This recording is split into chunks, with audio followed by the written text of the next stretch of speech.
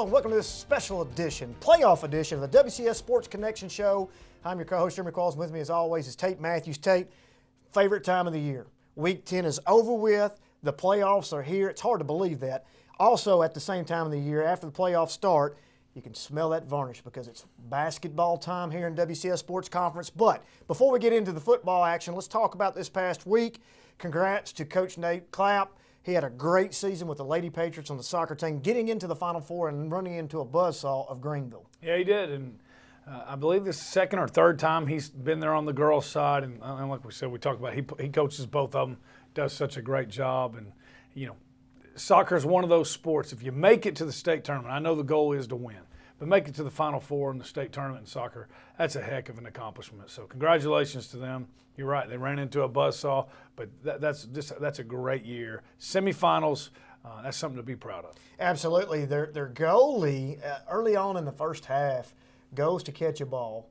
A Greenville girl kicks the ball apparently out of the goalie's hands, which you cannot do. Right. She gets injured in the process, has to come out of the game. They put a freshman in, and it quickly goes to 4-0. But you know that's just part of the game. Things happen. You have to overcome adversity. But that is not short of what they did getting in the Final Four. Congratulations to the Lady Patriots. All right, so I got some data points for you today. All right, WCS Sports Conference this year went 58-22, 39-10 in region play, and outside of conference play where we were not playing each other, we went 46-9. Pretty impressive, and you got to think the majority of those games are in 5A and 6A football, which we're starting to see now the 6A going to the 32 teams, Super 32, whatever we want to call them. 5A is loaded. Now, two of those teams are our guys, but you start in Brentwood. I don't think anybody really wants to see them right now. But you look at, you're starting to see that there's only 32 teams in 6A now. So now the Brentwoods are in 5A, the Centennials are 5A, the Lavernes. So again, that's in 5A, 6A ball. Of course, Paige and played a really tough non-conference schedule. Fairview as well. So you look at that overall record. That's something to be proud of. We put 7 of the 8 sports conference teams, WCS sports conference teams, into the playoffs. Oldsmar came up a win short. We'll talk about that in just a moment. We have several guys that are the Mr. Football considerations. Who are the Mr. Football considerations, Tate? Well, in 4A, obviously, our man Michael Magochi is in the category for Class 4A back. In 5A, Andrew Bunch and Nate Johnson, both on the backside. On the lineman side, Tyrell Dodson, and that's because they put the linebackers with the linemen. And then on the kicker, now remember the kicker is everybody. There's D2s together, D1s together, all of them. Cruz Holt of Ravenwood is in it. And I think out of all of our guys, he's Tyrell too. But I think Cruz has a really good chance of winning that. Not that the other ones don't, but that 5A Mr. Football back, that thing's loaded. Well, Indy's got 2 of them. I hope you're right on the kickers because last year Corey Fatoni from Franklin was the finalist, got snubbed by the kid from Ottawa, not taking anything away from him. But now Corey Fatoni's leading the country and the SEC in punting average right now. But I hope those guys, like you said, I think Tyrell Dodson's probably a shoe-in for the lineman there. You talked about Andrew Bunch. Andrew Bunch has played about 30% of his games on the schedule. Not only in those 30% of games that he's played, he's probably played 60 or 70% of those games in the first half. Yeah, I think without a doubt, had he played the whole season, he's the Mr. 5A back. We don't even have to, hey guys, just send it in. We don't even have to meet. But that's okay, he's going to be okay. He's got 5 more games in the playoffs, but you're right. I mean, he is an impressive young man. And, Nate's a big part of that as well. Absolutely. So let's get to it. Last Friday night's action. We got one more thing that happened this week.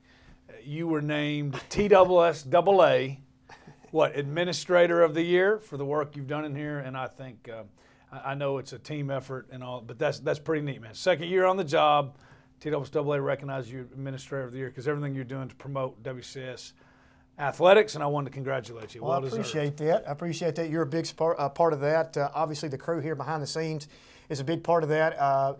The app, Scoreboard, those guys, Matt Harris, Strauss Barbecue, Team Adidas, the list goes on and on. Deb Enright, all of our athletic directors obviously played a very major role in all that. It just couldn't have been done without those guys. Franklin Theater, the Wilcos, it all came together well, and it was a team effort, and I appreciate the fact that you I said this on the air when I told you not to do it. But anyway, let's move on to this week's action. Fairview, 7-3, 5-1, beats Harpeth 49-34. Needed that win. It got them a home playoff game. That's what was on. They were in, but that's what was on the line in that game. Harpeth, a good team. We talked about that last week. That Harpeth lost to Cheatham County. That one I didn't understand. Harpeth, a pretty good football team. So they needed that. That got them a home win, a home playoff game this week. Unfortunately, they got a really good team coming, but good win for them. Almost 50 points. Played well.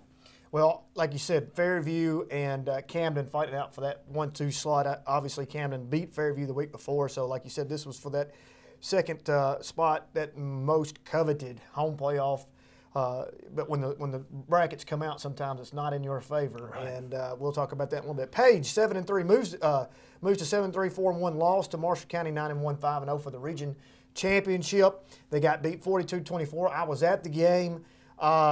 Marshall County struck pretty early there. Actually, Paige opened up with a score, and then Marshall County kind of got a pretty nice lead. But then Paige fought their way back in the game. Michael Roberts, great game by him.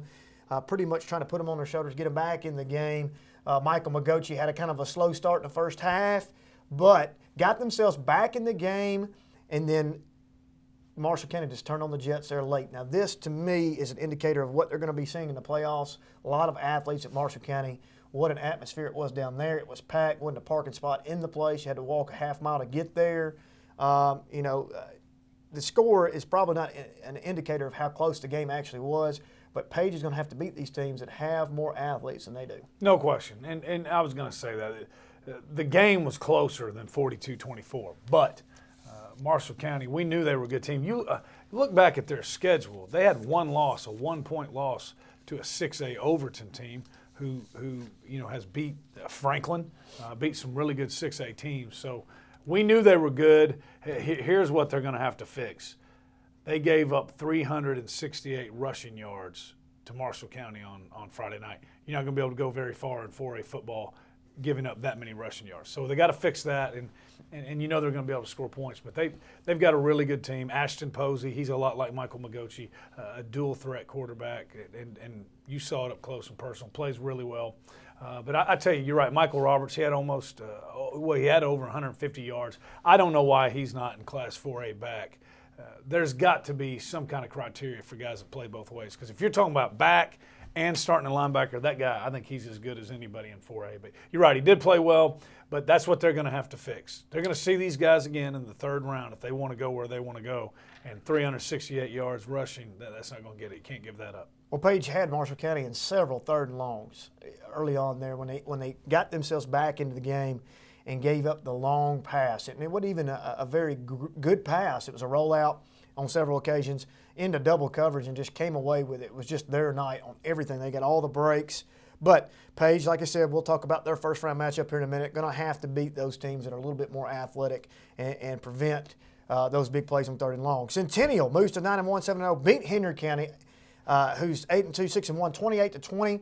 No surprise to me. This obviously the opposite side of what we're talking about. This score was not as close as indicated as well.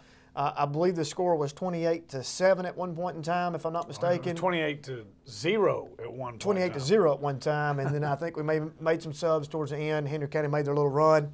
However, this is not a surprise to us. We talk about this all the time. I don't think Henry County is as good as advertised, beating all the Montgomery County teams and then having to come from behind to beat Brentwood. But still a very quality win for Coach Rector. Oh, yeah. And this was a team that, Centennial wants to be physical. They want to be the more physical team on the field every time they line up on Friday night. And Henry County is a physical team. And so they came out and they got after them early. They were up 28-0. They scored 3 times. Henry County, the Patriots, scored 3 times in the final 7 minutes. So I know Coach Rector wasn't very happy about that. I think his quote was, "We let the foot off the pedal, and we will get that fixed." But, the thing about it, Tyrell Dodson, he didn't even have 20 rushing yards in the game. Mondu Sawyers with 109 and a touchdown. And we've talked about that all year. There's a lot of things that are going into this, but Mondu, the emergence of Mondu at the tailback position, that's taken so much off of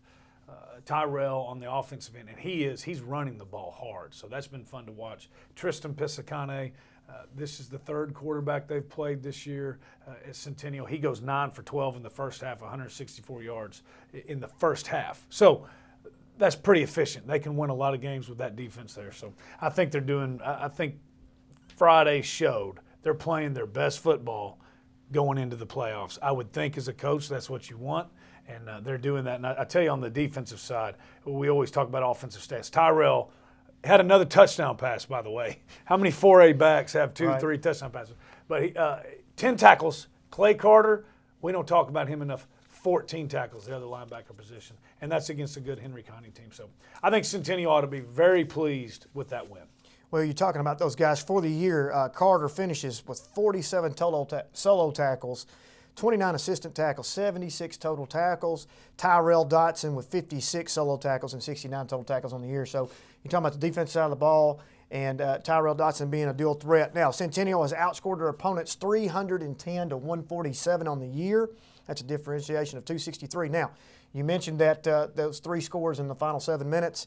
They're minus 47, or excuse me, the differential, they're minus 47 in the fourth quarter. Now, that is kind of fool's gold because there's a lot of subbing going on. So if you look at the first half of things, they're plus 76 in the first quarter over the year and plus 99 in the second quarter. If you've watched his career, his teams always seem to be, they get better as the year goes on. And he's got them playing their best ball going into the playoffs. It looks like he's done that this year. This is going to be fun, this 5A bracket for us. Number 1 in 5A, Independence moves to undefeated season 10-0, 7-0 on the region play. Beats Laverne, who moves to 6-4, 3-2. They beat them 56-14. Now, we talked about this. I talked to Coach Blade before the game. This is a great warm-up for them. The backs of Laverne, the speed that they have. Maybe a little of, I wouldn't say nervousness going in, but they're very curious to see where they would be at the end of this game, 56-14. Now, here's some stats for you. Independence right now has averaged 42 points per game. They've outscored their opponents 421 to 108. That's a 313-point differential. Oh, man. And they got their trigger man back. He's playing well. And you're right. I don't know if you are a little bit nervous because they hadn't been challenged in a few weeks, and as a coach, you don't know how good are we really, I think we're pretty good, but how good are we? Laverne is a very, very athletic team. They've got guys that can run, but this just goes to show if you don't know how to play pass defense and it's not a downpour, you're going to have trouble with Independence. Nate Johnson, 11 catches, 152 yards, 6 touchdown catches. That's amazing. I mean, they've got a D1 free safety in Malik Gray at Laverne. That's Madden. That's Sega Xbox. Tecmo Bowl. Tecmo Bowl. Oh, no, they ran the ball in Tecmo Bowl. Okay. Sega. We'll say Sega. All right. Unbelievable. Well, let's talk real quick. I mean, I hate to get ahead of the schedule here and play hypotheticals. Independence Centennial late in the playoffs will be unreal. You got Mondu Sawyers over there for Centennial, who's eclipsed 1,000 rushing yards for the year, 1,052 yards. You got Nate Johnson on one side. Now, everybody's going to go back and look. Well, they beat them 49-6, but that was in the second game of the week. And there's been a lot of water that's been under the bridge since then. Man, that could be interesting. But let's not get ahead right now. Oldsmar improves to 4-6. Man, most wins in school history. First ever home win in school history, first region win. They had multiple wins that were the biggest win in history, and then they had the largest winning game margin of victory by beating Columbia 42-7.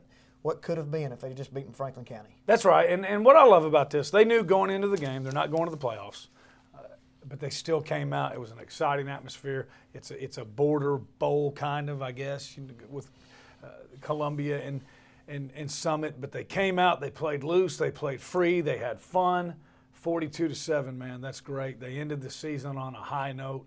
A lot of positive things to go in to the offseason with about, but the number one thing, and we talk about it every week, but this was just kind of the cherry on top. These guys never gave up. They stayed all in. They emptied the bucket. They believed in what their coaches had to say, and they've got a lot to be excited about going into the offseason. Tyler Palmer, again, 151 rushing yards, 2 touchdowns. They've got some good things going on there. I know this. I'm very excited about their season next year. We got 5 weeks of playoff to play, but I'm excited for Coach Coleman and his crew. Freshman team undefeated. broke the record for wins. The 4 years prior to him getting there, 4 total wins. He matches that this year. Put it right here, Creed. You've heard it here first. Next year, Playoffs. We're going 8 for 8. Nolan's will be in. They're ineligible, so we can't count them yet. Summit makes the playoffs. Oldsmar, you heard it here first. Ravenwood improves to 9-0, undefeated in region play, 7-0, beat Antioch 45-0. They've outscored their opponents. Now, look, we've talked a lot about Indy. Now, we got spoiled last year with Ravenwood, talking about Ravenwood and how great they look. Cole Brown, Van Jefferson. This year, they're winning in that fashion of maybe not so pretty. They're running the ball. Connor Jeffries, Rapay, the whole crew they have. But this year, they've outscored their opponents 351-131. So, I mean, that's over 200 points. I mean, what's in store for Ravenwood? I think they got a winning culture over there. They believe. I think they believe anytime they step on the field, they're the best team and they're going to win. And there's a lot that goes into that. They're seniors and the guys they learned from the 2 years before, Coach Hester and what he's doing. But you're right, they're playing very well. Carter Nelson, the Connor and Jeffries maybe a little nicked up. I mean, Connor and Rowland a little bit nicked up. Carter Nelson comes in, second straight game with 100 yards. That also kind of goes to show they got a system in place. It's kind of like I was watching the Broncos this week. It seems like every year they got a new running back, and he runs for over 1,000 yards. And that's kind of what they're doing at Ravenwood. Not to take away from Carter's doing. He's playing very hard and very well, but they are going to run the ball. And they feel like whoever they put back there, they got a good chance to do it. Rapay, not having to throw the ball a whole lot going into the playoffs, but he was effective in the run game too. And then Chris as well. I tell you the thing that I've been looking at every week when I look at the stats, I think it's been 3 weeks now. Well, probably since the Overton game when we went. Nobody's punting. There's no punt returns anymore. They're not going to give it to Chris and give him a chance to break their back. But playing very well. This was a game they should have taken care of early. They did. That's a sign of a mature team. I like Ravenwood going into the playoffs. It's funny. They're going into the playoffs. First place, obviously, win the region, and they're under the radar. I mean, they really are. They are. Independence kind of steals the thunder right now. Centennial's right there behind them. Ravenwood just kind of just going along the way. Now, last year we flip-flopped, so I'm going to keep it that way. Maybe they changed that last game this year. We'll see. It's going to be interesting to watch as Ravenwood moves throughout the playoffs. Franklin, arguably the best coaching job done all year in the WCS Sports Conference. Doctor of Defense, Donnie Webb, gets his team to 7-3, 5-2, beating Lebanon 35-0. They're sitting in second place in the region, hosting a first-round playoff game. Yeah, I think at the beginning of the year, if you had told Coach Webb 7-3, I think he'd take it. And that's just because they were so young and they would replace so many guys. You didn't know who the quarterback was going to be going into the season. You're right. I think they've done an unbelievable job. Kyle Evans has been a huge part of that. Again, multi-touchdown game for him. He had 1 passing, 2 rushing. That young man is playing so well. They're up 35-0 in the first half. So, again, kind of like we talked about with Centennial and the other guys, it's week 11. You need to be playing pretty good football or your best football of the year going into the playoffs. That's a game they should have won. They did, and it goes to show that their kids have a maturity level about them as well. They did what they were supposed to do, get the young pups in there, get ready for next week. But I agree with you. There's a lot of deserving guys this year, but I think this is probably the best job Coach Webb's done at Franklin. You lose 30-plus seniors. You lose the Joe Critchlow, who we dubbed the Peyton Manning of the conference last year with his efficiency that he had. Kyle Evans, 96 yards rushing the other night.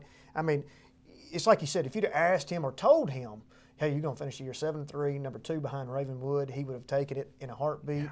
He wouldn't have believed you. Deal. And he would have taken it. So Franklin, man, just what a great job he has done. So let's do a region rundown. Region 3, 6A, Ravenwood in first, Franklin in second, McGavock finishes third, Overton in fourth, Mount Juliet, man. We talked about them being number 2, fell all the way to number 5 after losing to McGavock this week, 42-21. Wilson Central in 6th, lost to Overton. Lebanon in 7th, Antioch in 8th. Anything stick out to you in Region 3, 6A? Well, I think that Franklin finished second, really. I mean, McGavock's a good team, Overton's a good team, and Mount Juliet's a good team. So, again, for them to finish second place, I think that's a heck of an accomplishment. Now, that doesn't mean we want to go home early in the playoffs, and we've done what we've accomplished to do. But I think they've done a great job getting to that point. Well, I agree with you. I think the Mount Juliet falling all the way down there, I think the other side, whoever they get seated with, is not going to be happy with that seed. Now, whether or not they can get themselves back into form, it will yet to be seen. But, interesting to see. Region 7 5A Centennial finishes 1, Henry County 2, Brentwood 3rd, Clarksville Northeast 4th, Rossview 5th, and then I believe who would be after that? Dixon. Dixon would be 6th. I missed Clarksville and West Creek. Clarksville 7th, West Creek 8th. Now, Clarksville had to forfeit, 8 wins or 6 wins because of the ineligible player. But that's how that shakes out. What stands out to you? I think Rossview getting bumped out of the playoffs and falling down to 5th place to me. Rossview started off the year supposedly being the best team in Montgomery County. I think the top 3 spots were pretty much locked with Centennial, Brentwood, Henry County, just a matter of how they fell out. But Northeast sliding into that 4th spot, bumping Rossview from the playoffs is interesting to me. Region 5, 5A, Indy undefeated in 1st place. Lincoln County 7-3, 4-3 to think that Oldsmar beat them. Sitting in 2nd place, Shelbyville 7-3, 4-3 beat Franklin County 42-14. That last playoff spot in Region 5, 5A and 4th is Laverne 6-4, 4-3. One of those losses coming to Oldsmar as well. Stewart's Creek 6-4, 4-3 is in 5th. Summit bumps from 7th all the way up to 6th place, 3-7, 3-4. Franklin County in 7th, and Columbia in 8th place. I got to go with Laverne being 4th in that region. I think they are loaded. They got a lot of talent. So that would be the surprise to me. But again, Summit, 6 out of 8 in that region, something to be proud of. And it beat 2 of the top 4 That's teams. right. So Region 4 4A, Marshall County wins the region championship, beating Paige 42-14. Paige falls to 2nd place. Giles County, amidst firing a coach in the middle of the season, gets all the way up to 3rd place, 3-7 by beating Tullahoma 35-6. Lawrence County finishes 4th, 3-7 losing to Spring Hill. Spring Hill in 5th, and then Tullahoma rounds up that field. Top 4 spots there are Marshall, Paige, Giles, and Lawrence. What stands out to me? Yes, sir. I believe in positivity on these kind of shows. Tullahoma 0-10. I don't know how in the world you can be 0-10 at Tullahoma. That moment of silence was for the Tullahoma team. Marshall County to me right now is going to be a team. It looks like they could get to about the 3rd round. Not sure they're good enough to make it past that. Looks like a very athletic team. I need to see them play more. I hope that Paige can match them in that and get to that 2nd, 3rd round game. I don't think Giles County, I think they're one and done. I think Lawrence County as well is one and done. So it'd be interesting to see. Region 6 3A, Camden finishes the region play undefeated 6-0, beating Stewart County 47-7. Fairview, 2nd place, also hosting a game there, 7-3, beating Harpeth. Sycamore in 3rd, Cheatham County in 4th, 3-7, 2-4, beat East Hickman 35-16. Harpeth in 5th, East Hickman in 6th, Stewart County in 7th. I would say Sycamore finishing up 3rd. I think we all knew Camden and Fairview were the favorites, and that's a good job by Sycamore there. Fairview, if they can get past Stratford, is a good football team and can make a little bit of a run. They got a tough 1st-round opponent, but I still think that Fairview can make a run come playoffs. Well, absolutely, and let's get to it. We got 5 minutes. We got the WCS Sports Conference playoff section here. Now let's talk about all. We're going to start in 3A. We're going to start with Fairview, and the seedings came out. Fairview gets a Region 6 number 2 seed, and it's going to open up at home versus a Stratford team who is Region 5 number 3. Stratford 7-3, going to have athletes galore. Interesting matchup. Man, I know that Coach Hughes is sitting there thinking, how in the world do you get 2nd place in region and you have to match up with Stratford? What do we know about Stratford? Well, if the name Maurice Fitzgerald means anything to you, he's the coach now. Obviously, he was the coach that won back-to-back state championships at Pearl Cone back in the 90s, and he's a guy who, you're right, kids come in to play for him. They're going to be athletic, and here's the deal. They're not going to wow you with real complex offensive and defensive schemes, but they're going to be athletic, and they're going to play hard for him. So this is going to be a game I think Fairview has to win the turnover battle. Yep, this is a 2-3 game, and you know, you're sitting right there, and you're in that 2-3 game. You beat Stratford, and it'd have to be an unbelievable win, okay, because just the fact that you look at it on paper, you look at them, most people's going to pick Stratford. But you beat Stratford, and in return for beating Stratford, you get CPA, Cheatham County winner. So, I mean, if you're going to be the best, you've got to beat the best. And he's going to start off with the 2 best, probably 2 of the best, one for sure that's favored to win Class 3A football. Best of luck to the Jackets.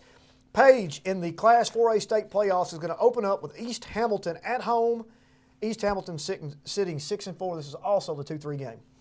Well, the good thing about this is it's a game they can win, and they got to come to them. They had to go over the mountain last year. This year, East Hamilton's coming to them. But, bottom line, going to have to win the turnover battle again. Well, you're sitting there, and the winner of that game will receive Stone Mountain, Giles County. Very intriguing matchup to me. You can't tell what's going to go on with Giles County. It's a coin flip. If Giles County was to win that, Paige was to win that, that would be a great little matchup there to move on into the third round of the playoffs, into the quarterfinals. And more than likely, that would be Marshall County again. Right. Class 5A state football playoffs, we have 3 teams. Let's start with Independence sitting as Region 5, number one ranked in 5A currently, and they get to start their playoff run against Cane Ridge, who's 8-2 in the 1-4 matchup. I think this is bad, but Independence I think they're that good. They can take care of it, but this is a really, really good first-round opponent, Cane Ridge. It came down to the Beach Hillsboro game on Friday night. If Hillsboro loses, they would have drawn Hillsboro. Instead, they get Cane Ridge. Cane Ridge is a very athletic team, but Independence is the best team in 5A. Centennial versus Southwind at home for Centennial. This is a 1-4 matchup. I told Coach Rector, and this will hit home to you, I hope Southwind doesn't play football like they play basketball, but I don't think they do. I think they smelled that varnish just like I did. They're ready for the season to be over. Let's get inside where it's warm and on that hardwood. Brentwood in the 3-2 game or the 2-3 game matchup, Brentwood has to travel to Memphis Central. I think they got a good draw. We knew they were going to be on the road. If I was Coach Ron Crawford, I'd be happy with this one. He's actually in a very good quadrant overall. Henry County being the top seed in that would be nice to see. Actually, Centennial Brentwood are in a nice draw. They have to play each other, unfortunately, to get to that. Probably the Henry County game part 2. 6A football, Ravenwood in the 1A game versus Bartlett. Great draw for Ravenwood. Great draw. And that's a long road trip for Bartlett. So I think Ravenwood wanted to go west, which they knew they were going to. That's great for them. Ravenwood's got a good draw. In the lower part of the bracket here, Franklin in the 2-7 game versus Houston. Looks like they also have a very nice draw as well. They do, and if they can get past this game, they'll play the winner of the Wilson Central Cordova game. Franklin has got a really good chance to be sitting in the quarterfinals of 6A football. Unfortunately, in the semis, if they follow suit, Ravenwood, Franklin part 2 to get into the championship game, ultimately probably against Maryville, who's the favorite coming out of that north side of the bracket. Well, and you got Whitehaven down there. Franklin would have to get through Whitehaven too, and they would have to go to Whitehaven. Right. But we did it last year. We went right. to Whitehaven on the turf down there in Memphis. Let's hope that all the West Tennessee teams are ready for basketball and we can catch them off guard. Man, it's going to be fun. Next week we'll talk first round playoffs, looking at that second round, and we can really get into it. I'm Jeremy Qualls and Tate Mathews. This has been the WCS Sports Connection. We'll see you next time.